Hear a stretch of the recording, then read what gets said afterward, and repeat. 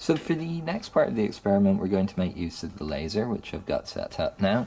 This we don't actually need at the moment. We're going to use that later on. So it's a simple laser, and you can see the dot shining on the screen. Now, the dot looks quite sharp to me. I think it's going to appear a little blown out to you just because of the way that these video cameras kind of capture images. So the dot will look a little more precise in real life. So when I take measurements, I'll make them quite clear with the marks I'm making where the actual limits of the dot are, because I think you can see there's not, it doesn't really look like a laser dot.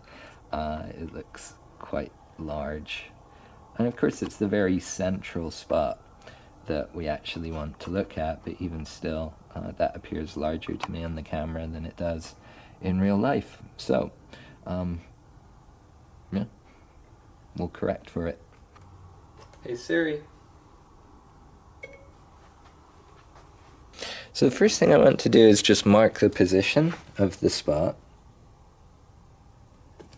which I've done, before I've put anything in place. And then there's a line on this platform that actually marks 45 degrees. So I'm going to put the Perspex block in place along that line.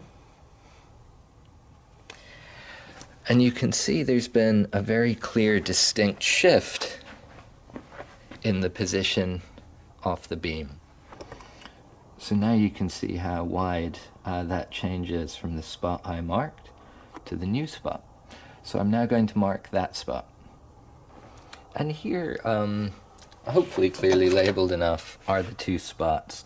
I'm going to put a ruler in place on the centimeter side so that you can measure the distance between, though of course you can also do so counting the graph squares. And I'm going to insert a photo now so that you can see this a little more clearly.